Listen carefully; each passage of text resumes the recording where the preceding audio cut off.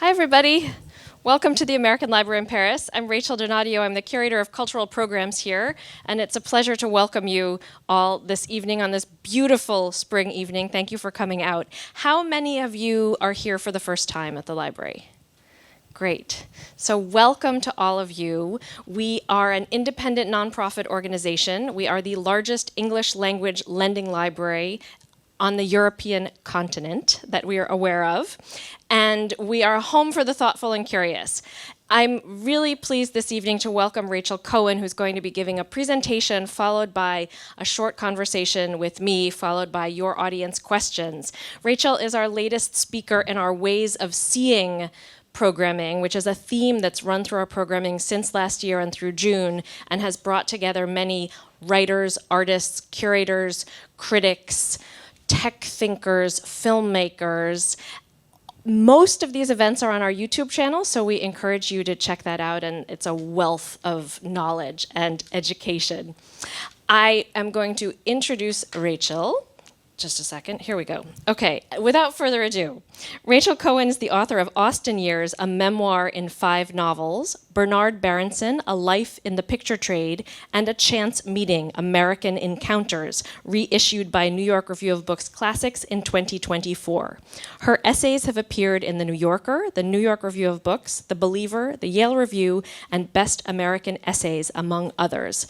A recipient of the Berlin Prize, Cohen is a fellow at the American Academy in Berlin in 2026, researching her next book, Time in Pieces, Artists at Work. She is a professor of practice in the arts at the University of Chicago. Please join me in giving her a very big round of applause.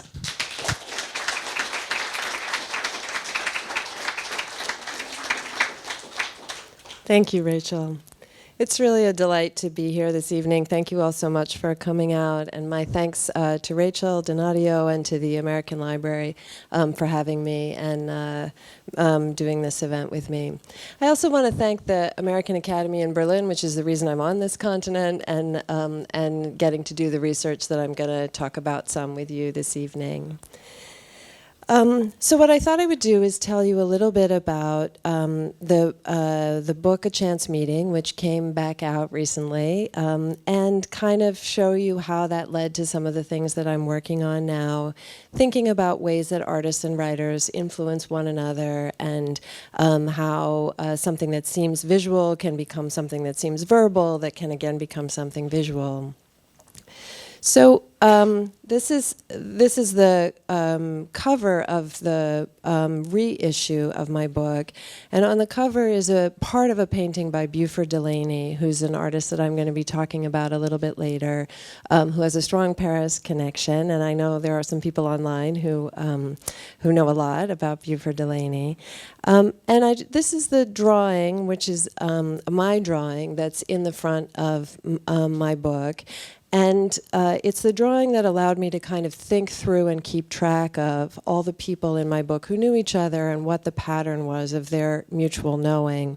So you can kind of see in my little scrawl, like, here Edward Steichen and Gertrude Stein and Alfred Stieglitz met, and then Gertrude Stein went on to be friends with Carl van Vechten, who actually took a picture of Beauford Delaney, and so you can see, in some sense, how my mind works.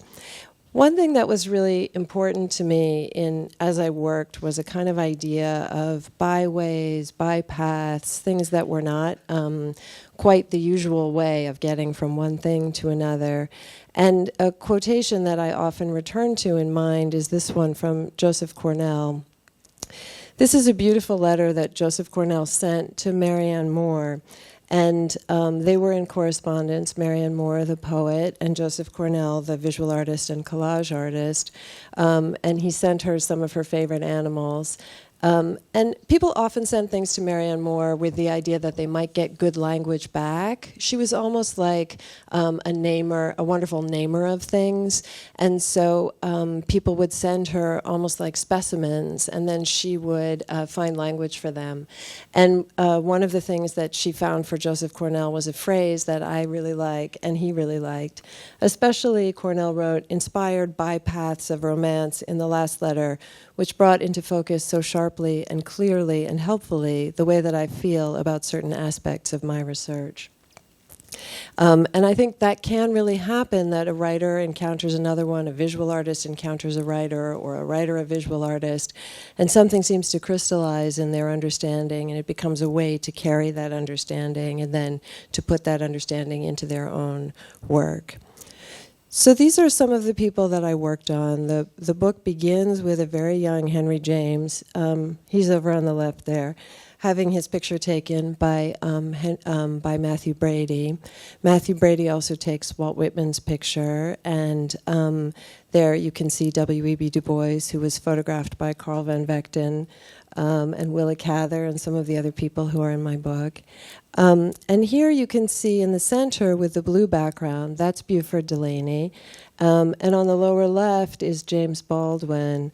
Those were both photographs taken by Carl van Vechten, who's a figure in my book and a figure some of you may know who was part of the avant-garde in Paris. And Carl van Vechten himself is shown with Gertrude Stein there on the bottom center. And here is a different photographer's take on James Baldwin. Here he's photographed by Richard Avedon, who's another figure in my book. These are all Avedon photographs, and I had the kind of honor and pleasure of meeting Avedon shortly before he died, and he allowed me to use these photographs in the book. And so you can see the same cast of characters, but seen by a different visual artist. So, oops, I seem to have touched a dot. So with these things in mind, I now want to kind of carry you into some things that I've been thinking about more recently. So from when I started doing my first project, I had really seen very few Beauford Delaney paintings in person. They weren't at that time being shown that much, and it was hard for me as a young kind of independent researcher to get access to them. But then once I moved to Chicago, about 10 years ago, I started seeing more Beauford Delaneys, and I kind of have continued to research him and his relationship with James Baldwin. And so this is a close-up. Most of the pictures of paintings I'll be showing you are my own pictures. They're kind of homemade, and they don't look as polished as museum pictures, but I like the way they give you a kind of tangible feeling of a painting and let you get kind of close to it in the way that you can in a museum. So this is a close-up of Beauford Delaney's face. And here's something that James Baldwin wrote about him. Beauford was the first walking, living proof for me that a black man could be an artist. And in this one, he's given himself a red hat that's very like a kind of classic Italian Renaissance hat. So he's really like showing himself a painter. And this is a close-up. He had the most extraordinary eyes I'd ever seen. This is the whole painting from which the cover of my Chance Meeting book is taken, and this is a street in New York City in the Village, and one thing you can see in looking at it is you can see how there's kind of a diagonal, and it's kind of black and white on one side and kind of colored on the other side, and the movement between black and white and color was something that both James Baldwin and Beauford Delaney were really interested in thinking about, and they thought about it in terms of race and also in terms of just visual culture and being able to sort of see the world in all its splendor. And so this story is the one that you can kind of see moving into the painting and into the writing. And it's, I'll just read for you. So Beauford Delaney pointed down and said, "Look," and James Baldwin looked, and all he saw was water. And he said, "Look again," which I did, and I saw oil on the water and the city reflected in the puddle. It was a great revelation to me. I can't explain it. Delaney taught me how to see and how to trust what I saw. Painters have often taught writers how to see, and once you've had that experience, you see differently. And if you look at this, like you can see the puddle in the painting, and you can imagine the puddle in, I don't know that it's exactly the same puddle, but this story was important to both of them. And you've probably had this experience. You're out, you're walking, it's rained, and there gets to be a slick on the puddles of kind of oil or gasoline. It gets very iridescent, and suddenly the puddle is like a rainbow of colors, and it's reflecting the city, and it becomes almost like a portal into another world. And so here is the kind of puddle up close. I saw oil on the water and the city reflected in the puddle. And you can really see, painting is a medium in which like oil and water are important ingredients, and then you get this, you can get these reflective pools in which you see the world again. So the whole thing is a kind of metaphor for painting. But I also noticed in looking at it that it's also, these are, on the left are puddles, in the middle are clouds, and on the right are the eyes of Beauford Delaney. So you can really feel how looking and receiving the world are kind of two aspects of the same process for Beauford Delaney. And I think that's part of what James Baldwin was interested in when he had that experience. And it was part of then how Beauford Delaney went on to paint James Baldwin. You can see the related palette, the way that James Baldwin's own eyes are shown. The people I love, Baldwin said, who cannot usefully be described as either black or white, they are, like life itself, thank God, many, many colors. This understanding of the kind of colorfulness of even down to the world of the skin of the people, so that Delaney has not shown himself with an opaque black skin, but with all the colors that are also in the world in his face. These are some Delaney's, abstract Delaney's, with the detail on the left and the larger painting on the right. And this is the kind of painting he was doing once he came to Paris. He became very interested in abstract work. And yellow was obviously an overriding and interesting color for him. And in this, he was kind of influenced by Van Gogh. He was really drawing a lot on Van Gogh's yellows, and now we're going to have some Van Gogh. So another person who was really affected by Van Gogh was Joan Mitchell. Have people seen Joan Mitchell's paintings? You can see a lot of them in France because because she lived in France for a long time, in Vétoy, which is not too far from here, and she made these huge, beautiful abstract canvases. And I'm going to show you a little bit of how she developed her work. She was very affected by letters of Van Gogh, and so I'm going to show you a letter that I think made its way into her paintings. So this letter is, oh, it's so sensitive, this machine. This letter is one that Van Gogh wrote, and he said that he wanted these paintings displayed as a kind of triptych, with the painting of a nursemaid, a cradle rocker in the center, and two sunflower panels on either side. And he thought it would make like a window, and that there would be these kind of shutters on either side of the window. And I don't know, Joan Mitchell read Van Gogh's letters a lot, and she quoted them a lot, so I imagine that she would have been interested in this idea, but I don't know for sure.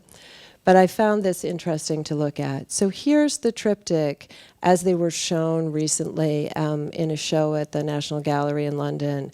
But this is a slightly different version of the berceuse. This is the one that Joan Mitchell would have known from growing up in Chicago, because she saw this painting a lot when she was a kid. I'm from Chicago, so I have a preference for Chicago paintings. And then this is the idea that the yellows and oranges would bring out something in the figure, that if you see those yellows and oranges next to that woman, you see that woman differently.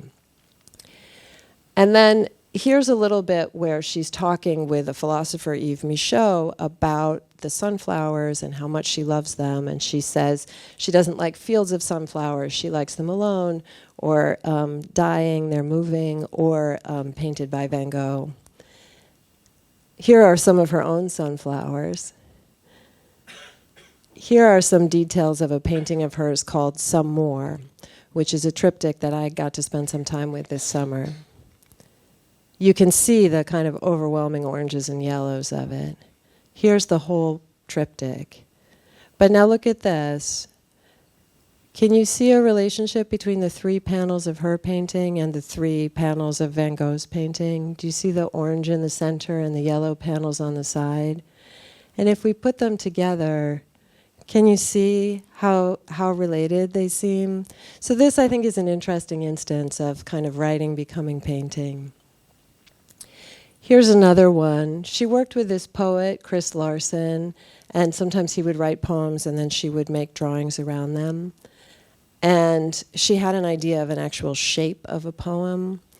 And I think that this painting was painted for that poet. It's called Preface for Chris. And I think that the shape of the poem is kind of that oblong shape. You can see some different ideas of what shape that might take and how those shapes appear in the painting, as well as in her etching collaboration with poet. It's either Chris Larson's poem or their friend J.J. Mitchell's poem. So I just wanted to show you that shape. And then here's a letter that she wrote that emphasizes the color blue, and you can see the color blue has been underlined over and over. And I put the letter into columns so that you could see the blue more clearly. And then I highlighted the blue so you could see the scattering of blue going across. You could see the writing kind of becoming blue in a way. And then again, if you put them together, you see this beautiful scattering of blue that's in both the painting and the letter. Now, somebody who was very important to Joan Mitchell was the poet Rainier Maria Rilke. And this brings us kind of to research that I'm doing right now. So there's this woman, Giselle Barreau, who's a composer who was a very close friend of Joan Mitchell's. And she wrote a lovely essay remembering different things about Joan Mitchell.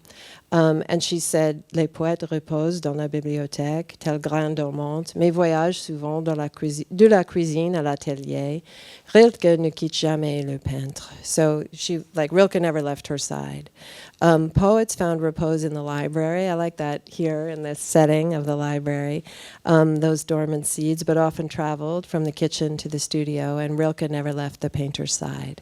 And I think Joan Mitchell is a painter kind of extraordinarily influenced by poets. Her mother was a poet. There were a lot of poets in her life.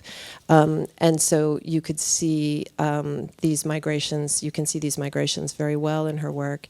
But Rilke and his letters on Cézanne had an incredible influence on many, many painters.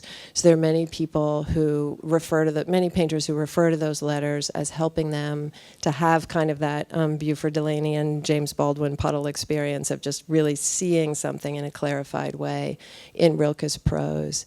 But interestingly, part of what I've been looking into is that part of the reason that those letters are so good is that Rilke was already involved with a painter and a sculptor who had helped him to see, in turn, some of the things that he then put into his letters. So it ends up being a kind of endless chain that behind the writer is a painter and behind the painter is a writer. And so the people who he was really he was surrounded by. He was really interested in Paul Cézanne, and the letters on Cézanne are very beautiful. If you haven't read them, that's something very nice to read and think about painting. But one of the people who was affecting his own understanding was Paula Modersohn-Becker. And that's something I've had a chance to look into more as I've been living in Berlin and doing research at the American Academy in Berlin. So this is just a little sample of the relatedness. On the right is a painting by Paul Cézanne. It's a detail from this painting, Still Life with Apples. And on the left is a painting by Paula Modersohn-Becker, a German painter. And his painting is kind of 1893, 1895. Her painting is 1905. So it's almost the same moment. Like, this is the influence of, Paul Cézanne is another generation from Paula Modersohn-Becker, but it's really a similar time period that she's working in.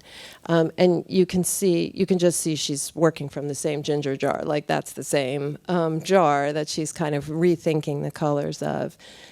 Because she's seen Cézanne. So she started looking at Cézanne a little before Rilke did, and And there's a complicated web, this I love, of like different people who knew each other. So here are some of the figures. On the left is a sculpture of Paula Modersohn Becker that was made by the woman on the right. So, and the person in the center is the poet Rilke and letter writer. And on the right is Clara Westhoff, the sculptor, who married Rilke. So she became Clara Rilke Westhoff. So they were all living in Worpswede, which is in Germany near Bremen, and a lot of people were kind of involved with one another, and it eventually ended up that Paula Becker married Otto Modersohn, and Clara Westhoff married Rilke. But they were all like kind of painting and sculpting one another. And the two women came to Paris quite often, and they were seeing works by Impressionists. And they got Rilke interested in looking at some of the works here. And when he came to Paris, he followed some of their directions about what he should go and look at. Then he ended up working for the sculptor Auguste Rodin, and he wrote a monograph about Rodin. Here is a self-portrait by Paula Modersohn Becker, and you can see, again, a fondness for yellow and Van Gogh. So then Rilke started writing these letters about Cézanne, and he was writing them to his wife, but he also wanted his wife to then take them and show them to Paula Modersohn Becker. And I'll just read a couple of little passages so you can get the feeling for the way he talked about color. Here in talking about a still life like this one, he said, between its bourgeois cotton blue and the wall, which is overlaid with a light cloudy bluishness, an exquisite large gray glazed ginger pot holding its own between right and left. And I like this one. Finally, a landscape of airy blue, blue sea, red roofs, talking to each other in green and very moved in this inner conversation and full of mutual understanding.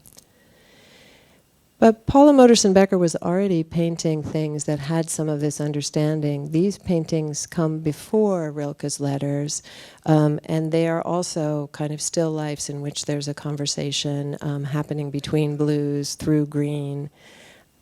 And these are sunflower paintings. This is her last painting. She died very suddenly of an embolism in 1907. And so this painting was on her easel when she died, so it's her last painting. And again, Van Gogh sunflowers seem to have recurred. So I just want to come to a quotation by Van Gogh that I think Joan Mitchell used to quote, and that Paula Modersohn Becker wouldn't probably have read, although she might have had access to some Van Gogh letters, but they weren't yet published when she was thinking about sunflowers. But Van Gogh said, in a letter to his brother, who was a big support to him in his life, in the middle of it, he says, well, if I carry out this plan, there'll be a dozen or so panels, and the whole thing will therefore be a symphony in blue and yellow. He's making sunflower panels. I work on it all these mornings from sunrise, because the flowers wilt quickly, and it's a matter of doing the whole thing in one go. So I'm very interested in doing things over and over again, and the way that other artists learned from this process. And so what I kind of ended up thinking is that this idea of a dozen or so panels, a symphony in blue and yellow, actually got carried out by all these other painters. Like if you look at the things that we've been looking at, the Beauford Delaneys, the Joan Mitchells, the Paula Modersohn Beckers, you can kind of see a symphony in blue and yellow that Van Gogh made in his letters and then they made in paint. So that's what I wanted to sort of tell you about here, and I really appreciate the chance to talk with you about what I've been thinking about. And now I think I'm going to talk with Rachel. Thank you very much for this beautiful presentation slideshow. Tell us a little bit about what you are working on now, Time and Pieces, Artists at Work. What are some of the animating questions in that project? Thanks. Yeah. So I think I've been noticing recently a couple of things that people say about time. Like when you think, if somebody asks you, how does time feel to you right now? I think a lot of people think it feels very fragmented. It feels like broken up into little pieces, like you're checking your phone all the time and you're distracted all the time and you're interrupted all the time. And another thing I think people say is that they feel kind of like we're at the end of days, like it's a little apocalyptic or like it's a little bit late in the game. And I got interested in how both of those things in a way might be related to changes in technology, that our time perceptions are kind of shifting.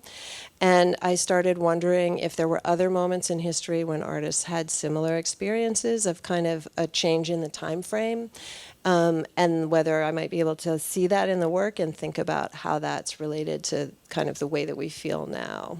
So it's that literally, I mean, time pieces obviously are clocks and all kinds of things like that, but time in pieces is kind of literally the way I think people feel right now. And who are some of the artists that you've been exploring? Are we talking about kind of also early 20th century, these impressionists where World War I is kind of in the background, or the Industrial Revolution, or what? Tell me a little bit about who. Yes, definitely. So something that maybe people are familiar with, you know, the Impressionist painters, they were early to start thinking about doing work that was in a series, like the same thing done over and over. And like there are those famous Claude Monets of like the same face of the cathedral or the same kind of train coming into the railway station, but seen at different hours of the day so that you get a different feeling of like the light and the angle of the light. And part of that is because there's photography in his time, and so those photographs are changing the way that people are seeing the kind of the instant, the moment, the hour, the changing light of the day. And then part of it is also things like there's the coordination of the railroads. So now there's like you belong to time in a different way. You have to move in time because the clocks are telling you kind of where you need to be when, which is also something that we now experience from our phones, that they kind of tell us where we need to be and when. So I think there's like a lot of examples at different moments in history. I'm going back as far as Japanese woodblock prints, kind of mid-19th century, and then up as far as contemporary performance art that people are doing right now. So it ranges really widely in terms of the artists I'm thinking about. I feel like in all the conversations we do at the library, I try to avoid French rhetorical questions like you hear on the radio, like, what for you is time? Yeah. But I feel like this might be an opportunity for me actually to ask you that question.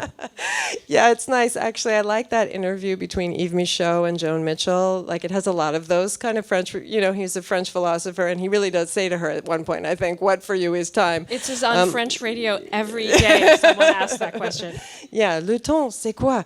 Now I'm like giving an American kind of answer. I'm interested in different things. I'm interested in a sensation that sometimes you have in front of a painting where it feels like time stops, or you just might enter the painting and you feel like you're entering some other kind of time, or also the feeling of elapsed time and of like looking back.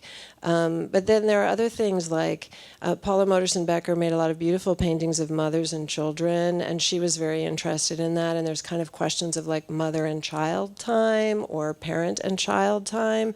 There's a nice installation by the contemporary artist Jenny Holzer, the text artist, at the Paula Modersohn Becker Museum for Paula. That's like a loop of text that runs for a certain duration, and that's kind of about mothers and children and the vulnerability of children. So there are many different kinds of time embedded in those things, yeah. I want to hop around in our fragmented sense of time to think a little bit about how this new research you're doing builds on your earlier work. And On a Chance Meeting, which came out in 2004, it was re-released in 2024. And this really is a history of the United States, but through literary and artistic encounters. And your intelligence is, it's like I wouldn't say relational intelligence in a sense, but your critical eye is so much about how artists and writers come into being in relation to others. And I wonder what draws you to that question. Yeah, that's a really nice question.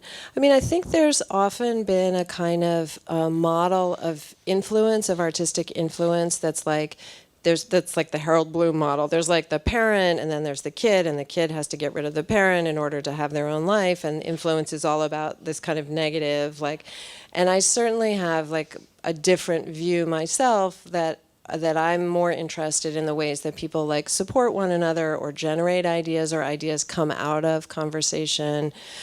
So a moment like Baldwin and Delaney looking at a puddle together, like that's some kind of understanding that they make together, like it comes from that moment. And to me, that just is, it's something that really attracts my imagination. I just love to think about it. And I think you can feel it across time too. Like that's the thing that's beautiful, that like, Van Gogh writes a letter, many decades later, Joan Mitchell reads it, and maybe she makes a painting. That's a speculation that sort of responds to that influence. Yeah. These literary, creative, personal relationships, friendships that come through in this book. I mean, one of the quite moving aspects of the Beauford, Delaney, Baldwin chapters in this book are, Delaney came up with the money for Baldwin's stepfather's funeral. Mm-hmm. And when Delaney was in France and in great mental distress, he had a lot of mental illness issues, then Baldwin kind of just helped him out. I mean, they really showed up for each other in important ways, not just artistic ways. Yeah, I think that's right. That Baldwin felt that Delaney was a kind of father figure in a way, and that quote that I showed, the first sort of proof to me that a black man could be an artist, like that was absolutely essential. They met when Baldwin was like 16, and it was a revelation and a change in his own life, that he saw different ways that he could live that he didn't know were possible when he met Delaney. And I think that kind of, there are beautiful moments too where they like, Delaney had a studio in Clamart near Paris, and one summer Baldwin just stayed with him, and they really just lived together. And there was a window in that studio, and it had trees that were kind of like pressed up against the window. And so they would sit and they would just watch the light changing through that window. And even this one is the Delaney here, this yellow and blue one. That's the third one, and you can just see how it could be a kind of window pattern like that. That all over abstraction that has the quality of light that you're gazing into, this kind of rhythmic abstraction. And there's, Baldwin writes beautifully about what that experience and that shared experience was. And he said, like, we both came out of darkness, and I know what that is. They both left Jim Crow America and came to Paris, which was a place where they could have some different freedoms, although also some constraints.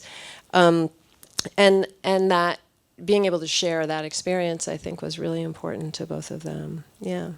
There are some incredible connections between artists and writers in this book. I mean, for one thing, James Baldwin and Richard Avedon worked together on the high school literary magazine of DeWitt Clinton High School in the Bronx, which is incredible to me. Yeah. Yeah. and then Avedon and Baldwin worked together on a book years later. They did. They wrote this book, Nothing Personal, together, which is a really interesting book. It's a book of photographs and writing. And I've really for a long time been interested in these collaborations, like between a writer and an artist. Avedon told me funny stories about making that book, because by that point Baldwin was very busy, and he was kind of also very distraught. It was like the moment of the civil rights movement. Lots of people he knew were being assassinated. He was like traveling around the world. He was hard to locate.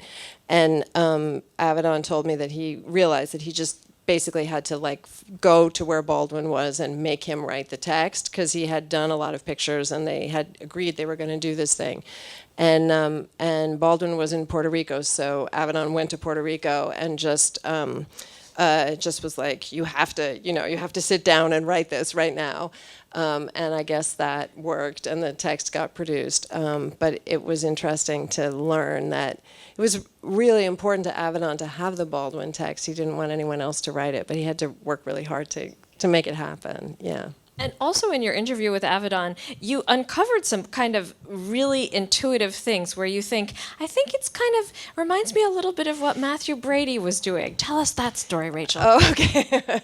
Yeah, I did. I was interested. Portrait photographers are kind of hubs, you know, like everybody goes into a portrait photographer's studio, and good portrait photographers are often really good at connecting to people pretty quickly. And kind of either they make them feel at ease or they make them feel confronted or something, but they get into an interesting relation early. And that is part of what draws out an interesting aspect of the person. So all the portrait photographers I wrote about, people just kept coming into their studios. And I realized that, like, Matthew Brady was somebody who had this kind of charisma. Like, people would come in and he could really elicit a great portrait from them. And Avedon was another person with this kind of photographer's charisma. But also, both of them went out and tried to do landscape photography, photography of, like, the moments that they were living in and of the kind of schisms in American society. And so I felt like there was some relation between what Matthew Brady was doing and what Richard Avedon was doing. And I was on the phone to Richard Avedon, and I said, you know, do you care about Matthew Brady's photographs? Have you ever looked at them or thought about them? And he said, Matthew Brady was hugely important to me when I was young. It was a crazy story. He wanted to go to Washington, D.C., Richard Avedon, when he was in high school. I think his father said he could go. I don't even remember my own story. He got a letter from his congressman. Oh, from the mayor of New York. I think it was, yeah. And then, so young Richard Avedon got this letter, took it to his dad, and his dad said, okay, you're enterprising, you can go to Washington, D.C. on your own. And he went to Washington, D.C., and the first thing he did was go, I think, to the National Portrait Gallery and saw all these Matthew Bradys. And he thought, like, photography could be this. And that was really super interesting to me, that it had this early formative effect for him. And it was not something anybody else had asked him, so it just wasn't part of the kind of record of his practice. So that was nice to be able to add that, yeah. It's a really fascinating observation. And Brady's at the beginning of the book, his portrait of Ulysses S. Grant, his important Civil War photography, his portrait of the young Henry James as well. I mean, what's your sense of how... Tell us a little bit about that portrait, and then I want to ask you a little bit about Henry James, who seems always relevant. Yeah, and to many people in this audience who have written beautifully about Henry James. I think... that portrait was, I think I showed it. It's kind of small in my slide, but maybe it's worth going back to see it again. I don't know if we want to make ourselves dizzy, sorry. But it's here. It's in the upper corner there. You can see, like, the little Henry James with his hand on his father's shoulder. And Henry James... And this is the grown-up Henry James, who now looks quite a lot like his father, with William James, his brother. Henry James wrote about having his picture taken when he wrote his memoirs when he was quite old, more like this age. And it had really stayed with him, this experience of being photographed with his father. And that was partly because to be photographed at that time is, you know, those photographs were really different. Like, you had to stand still and they put your head in a clamp so that you wouldn't move too much, because it was like, you know, the exposure needed to take a really long time to land, so for a daguerreotype, so you had to really hold still. There was none of this instantaneous photography that we have now. So that really gave Henry James a moment of kind of intense self-consciousness. You know, I think many of us feel self-conscious already having a photograph taken, but imagine you have to hold still for 5 minutes and think about somebody looking at you. And it really lodged as a kind of crucial memory for him, the memory of this photograph. So I started my book from that point, from that photograph and that experience of being photographed, partly because what Henry James says is that that was a moment where he became conscious of being somehow an American and being, in a way, a little bit odd. Like, they had the novelist William Makepeace Thackeray had recently visited them, and he had told Henry James that he had a crazy number of buttons on his jacket. And Henry James felt embarrassed, and he was like, "Oh, I'm wrong. Like, I have too many buttons, and I don't know what to do." And then he had to have his picture taken, like, with all these buttons that he knew were wrong. And I think that experience of self-consciousness is something probably every kid of that age has had, and many of us have memories like that. And so I was interested to start from that point, a moment in which there's a sort of merging between the personal self-consciousness and sort of consciousness of like origins and of what it is to be an American, whatever that weird wrong quantity is. So I started there. There was another part to your question. No, I mean that was it. That was pretty much no. But I mean, I think you mentioned Henry James's consciousness about what it means to be American. I mean, that's in rereading this book recently after these 22 years. Yeah. I find that these questions are obviously seem much more vital and urgent now. Maybe they still did then, but I here we are at the American Library in Paris, and these questions that some of these writers pose about what it means to be American is important. Feel really relevant. Yeah. Well, I think in your work you've thought so much and so well about these kind of transnational questions of like, what is it to be a writer from a place in another place? What can you say in one place that you can't say in another place? It's always something I really appreciate in your work. But I think, and for all these people that I was interested in, there were moments where they had to leave the country in order to say the thing they felt they needed to say, and other moments where they felt they had to go back and kind of. But Henry James spent a lot of his writing life out of the country and only briefly returned. And for James Baldwin, it was very difficult to decide where to be when. And for Beauford Delaney, he, in the end, needed to be out of the country. He couldn't really do the work he wanted to do and stay in the United States. Yeah.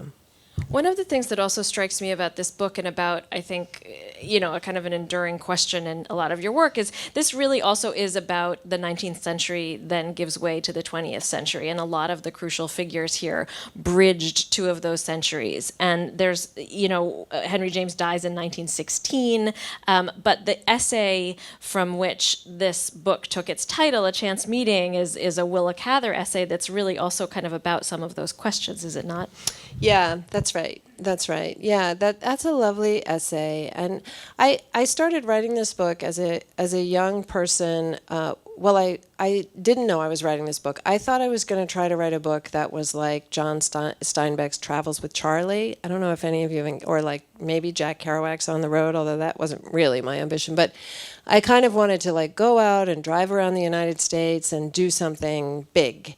And it turned out to be really hard to write that kind of book. Like John Steinbeck, he wrote Travels with Charlie. He had, I think, won a Nobel Prize, and he had like a really nice Jeep and a great dog, and they like went around and they drank and they met everybody, and it was great.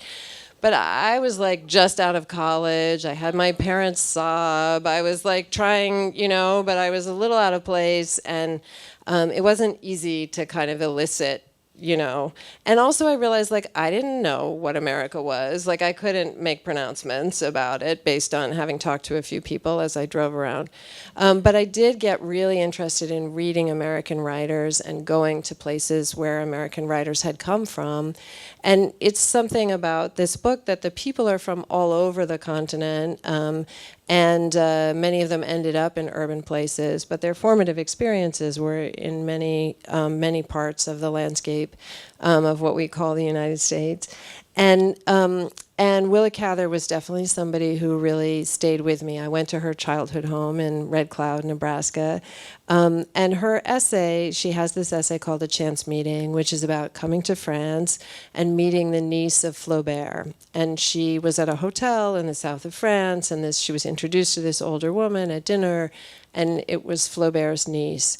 And it had a huge effect on her to kind of meet the French history and literature that had been formative for her, but to kind of see them incarnate in this person. And I really liked that essay, which was both about connection and about missed connection. Like there were ways in which it didn't really be, it's not that she came to know her well or really like, there's only so far you can get in inheriting some other tradition or influence. But I like that phrase and its combination of exhilaration and wistfulness. Cather is a great protagonist in the book, and she might have stayed a journalist. She wrote a really successful profile of Mary Baker Eddy, the founder of the Christian Science movement, for McClure's magazine, and she's reporter in New York, and I can relate a little. But yes. She in one of these literary connections, her friend Sarah Orne Jewett says to her, if I may read this passage, "You must find your own quiet center of life and write from that to the world that holds offices and all society. In short, you must write to the human heart the great consciousness that all humanity goes to make up." Tell us about that connection between those two writers. I'm happy you thought of that one because I love that one. I think Sarah Orne Jewett is a writer who I think is underread. She's a really interesting writer, especially of landscape and nature. Her partner was a woman called Annie Adams Fields, who was a really interesting figure in Boston literary society. And the two of them had a real influence on a lot of younger writers and artists. And Sarah Orne Jewett wrote that letter to Willa Cather at a moment when it was very important to her.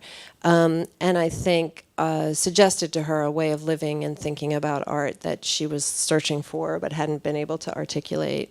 So again, it's one of those moments where somebody else's language somehow allows you to see the thing that maybe has been your internal experience but you don't yet have words for. And that's definitely a beautiful instance of one of those moments. Before we turn to questions in the audience, thinking back on the connections in this book and then on the work you're doing now, are there any particular meetings of artists and writers or writers that, excuse me, that you keep being haunted by, that you keep thinking about more than others? Well, one that I've been talking about recently and giving talks about recently is the Giverny Gardens, and especially Claude Monet working in the Giverny Gardens, and then other people working in those same gardens. And I guess I have been thinking a little bit about hauntedness or these locations, sometimes in French, or I'm in Berlin now, these lieux de mémoire, or these places that seem to have particular there's these spaces that have some other kind of quality because of what's happened in them.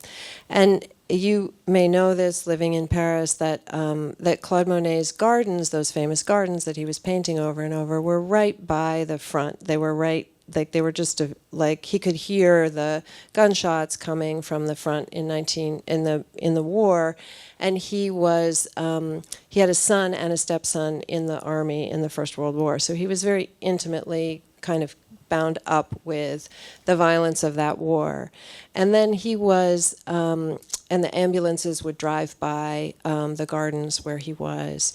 And so he was painting those very beautiful water lilies and other paintings at the same time that he was kind of metabolizing this very violent situation, which I think is quite relevant for the world that we find ourselves in right now, where you're sort of thinking, what do I do with something beautiful? How do I make something beautiful that isn't forgetting that this world that we're living in is so violent right now? And I think it's hard to say exactly how he succeeded in that, but people do find a lot of peace in those paintings that he made that are now in the Orangery, and which he meant to offer as kind of peacefulness at that time. And I think you can feel a reverberation in work that other artists have done in those gardens or nearby those gardens. So I wrote about the contemporary performance artist Shatavia Gary and her film that she made in the Giverny Gardens, responding to other kinds of violence, racialized violence in the United States. And somehow she found a way again to sort of fold something violent into something beautiful so that you kind of are having both experiences. I've written also about Joan Mitchell working nearby in Vitoy, and also kind of being very influenced by those flowers that Van Gogh or Claude Monet were making in the midst of a lot of personal anguish. So I think that's a sort of loop that I'm really interested in. Yeah. Thank you for this nonlinear, rhizomatic conversation. Yes. I want to open it up to questions from you in the audience. Please wait for Riley to come with a microphone. Thank you very much, Rachel. I'm very much touched by your speech so far. Oh, thank you. And your recent research also seems really, really interesting to me. I want to ask you, talk about time perception. Mm-hmm. I think that's a very, very prominent topic. I remember during COVID time, we just felt, we have limited access with different facilities and human resources for basic living. And I also did a more interesting research to ask people, okay, what do you think is luxury now? And I came to find out actually what people perceive. What people appreciate is this ultimate psychological resonance, and the time perception could be related very much to construction stage, for example. And also, Rachel, you talk about the work that Rachel has done about this reflection in terms of the relationships with others. I just want to ask, you see, Rachel, if how we perceive time or it's very much related to how we build relationships with the external stimuli. For example, how technology reshapes us, how it brings fatigue or different techno stress. In a sense, it reshaped human condition. I want to ask you, how do you think the time perception or the art mentality could help bring the therapeutic effect to the human condition? Thank you. That's a big one. Thank you. Yeah, really. You take that one. You want to? It's a very good question. Thank you. I mean, I think something that I'm interested in, just maybe now I'm already thinking about Claude Monet and this kind of moment of the Impressionists, but there's a very nice book by Andrei Dombrowski called Monet's Minutes that's like really about every aspect of time culture and how that was part of Monet's work. And one thing that I learned from that book is that there were a lot of new physiological studies at that point that were about reaction time. And so it was a moment where people first understood that it actually takes you a second or a little bit longer to respond to a stimuli. So like if something happens, your response is not instantaneous. They sort of understood like there's an electrical current, it travels, you have to. So to your question about like sort of perception and the way that so there was a sort of, in a way, it like extended the time frame of perception. There had been an idea that it was instantaneous, and there came to be a sense that there was a little spread of time in there. And at the same time, maybe you know these wonderful photographs by Edward Muybridge, which show like the kind of, like they show a horse running or a person moving, and you see all the stages of a figure. And part of what they did was they showed people things that the human eye is not fast enough to perceive, so that you kind of can see, people didn't really know how a horse ran, and then they could see all the stages of it in these photographs, and they realized like, oh, the leg goes like this. And so I think that there are these moments where technology or scientific studies of perception kind of expand or divide or contract our sense of our own perceptual time. And I did feel like COVID was a period like that, where we all were sort of experiencing like Zoom and time lags, and you could talk to people who were across the world, but also you couldn't really connect to them, and the Zoom was a little behind, but it was so close to instantaneous, and all of that sort of had a real effect on the kind of envelope of time that we feel ourselves to be in, moving around in. So I think that was, I think of that as part of the change in our time experience in the last, decade. Other questions? Yes, so thank you very much. I would like to continue on this theme of time, because that was my question. Mm-hmm. So the general question, then a specific question. The general, so you mentioned in describing your work, you're looking back at periods in history when time was also sort of had a fragmentation. Yeah. Okay, but then my specific question is that there's an event in time, I was wondering if it had an effect on the art world, which was the creation of time zones, which must have had an effect on how people every day viewed time. So did it have an effect on art? Was that an event worthy of note in art history? Yes, absolutely. Thank you for that question. And I think that's something I'm super interested in. And it's actually also in this book, Monet's Minutes, a little bit, because one big thing that happened at the end of the 19th century was the coordination of time. And that came about partly because of the railroads, like because you had trains traveling from one place to another and they couldn't crash. So people used to have slightly different times. Each town's time was defined by the clock and the church and the bells, and you just, maybe it was a few minutes more or less, whatever. You just didn't worry about it. You went by the time of your town. And even in like Monet's time, there was still Paris time, Rouen time, London time. There were like many, many different times. But you can't run a railroad system that way. You have to like keep the trains from running into one another. So there had to be coordination of time. And it was a huge problem, the coordination of time. It was like a very big thing because how are you going to do it? Like it required laying all this cable and sending like all these messages back and forth to coordinate it so that it became very exact. We now take it for granted that it can be the same second here and on the other side of the world and that we can meet up in space. But all of that requires a technological infrastructure. So that happened during the life of the Impressionists, and they were really interested in it. They like painted a lot of clocks. They painted a lot of trains coming and going from stations. They were thinking a lot about the kind of change in the experience of time. And a book that I've been looking at this season that that's interestingly related is a book from the history of science called Einstein's Clocks and Poincaré's Maps, which is about the effect of the coordination of time on scientific theories like the theory of relativity, and it shows very nicely kind of how much the work of Einstein and Poincaré on the coordination of time in a practical way affected their theoretical understanding of time right in this same period, end of the 19th century, beginning of the 20th century, which it's true is a lodestar. Like I'm often headed there. Yeah. We have a question on Zoom from Patricia.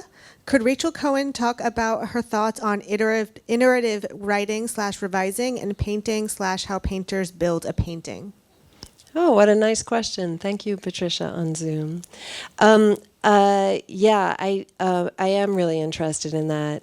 Like the Van Goghs that I was showing, he painted a lot of those sunflowers, and he painted 5 versions of that La Berceuse. Claude Monet painted lots and lots of versions of things. Joan Mitchell often was working on a theme or working on, and something I'm very interested in her work was the way that she made these multi-panel paintings, and so you can kind of see her working with similar colors on different panels, and that gives you a feeling of a question of sequence or of how to relate the things. And I certainly am a very iterative writer myself. I don't know where to look at this person on Zoom. I'm looking at you, person on Zoom. I write in a lot of drafts, and I kind of rework the same ideas. It's part of why my books take a long time. I worked on this book for 10 years before it was published, and then most of my books take 7 or 10 years. And so I really relate to this kind of working on a process over time, and maybe continuing to turn similar ideas and continuing to think through in that way. I don't always know that there is a final version. Some of the versions I've written have had one set of strengths, and I decide to give those up in order to get a different set of strengths. And then you just kind of catch the thing and hope it meets the public at a good moment. Do we have any questions from the people in this room with us? Yes. One more there. Can we bring a mic to? Thanks. So I loved the juxtaposition of all those last panel paintings. They're all the way those colors echoed. But it made me think that with a chance meeting, the people you're writing about In each chapter, they shared time and space. They met each other personally. They may have been glancing, but they met each other. Whereas it sounds like what you're working on now is something where the people in minds don't actually meet in that, say. Or Joan Mitchell reads Van Gogh. She meets Van Gogh. Van Gogh couldn't meet her. Yes. And so, I mean, how are you negotiating that kind of gap or difference in the act of writing yourself? Yeah, that's a wonderful question, and that's exactly the problem I'm working on and trying to solve as I'm working on this book. Thank you. That's so thoughtful. I think, I liked making scenes in this book, and I found that very interesting and dramatic. Like people are interesting when they're in the midst of meeting someone else, and you see them responding. And one thing I wanted to do was show how differently they responded. Like Henry James is quite different having his photograph taken than he is, talking to his friend William Dean Howells, and James Baldwin is entirely different with Richard Avedon than he is with Beauford Delaney. And so that allowed me a lot of dramatic kind of space in this book. And now what I'm after is these kind of reverberations of sensibility, these kind of long questions of influence. And that is, I don't know, the drama of that in some ways is in showing the way the work meets. Like part of what I like in being able to show slides is like putting one layer over another and you can see it. Like you're like, oh look, that color is scattered all over that page, or those triptychs do really seem similar. And that's a different challenge on the page, like to figure out how to do that so that you can feel the thrill of the meeting when there's no actual tangible meeting. It's like the work meets in a way. And so I'm trying to figure out how to animate that and have that feel interesting on the page. But I think it's really true to the experience of making art that people do feel a strong influence from people who worked a long time ago. Like there are moments myself where I feel really connected to somebody who I never met and will never meet. And so I want to honor that experience of influence. It was kind of a subtext of this, like I was interested in lineages that where, say, Gertrude Stein maybe has a big effect on people who didn't meet her, along with people who did meet her. And I wanted to be able to think about those generations of influence getting passed on. And so this other form of this book lets me think about that in a different way. It kind of raises that to be the surface consideration. But how to do it on the page, I feel I'm still really trying different things. Yeah. Can we have a big round of applause for Rachel Cohen? And for Rachel Donadio. Thank you, Rachel Cohen.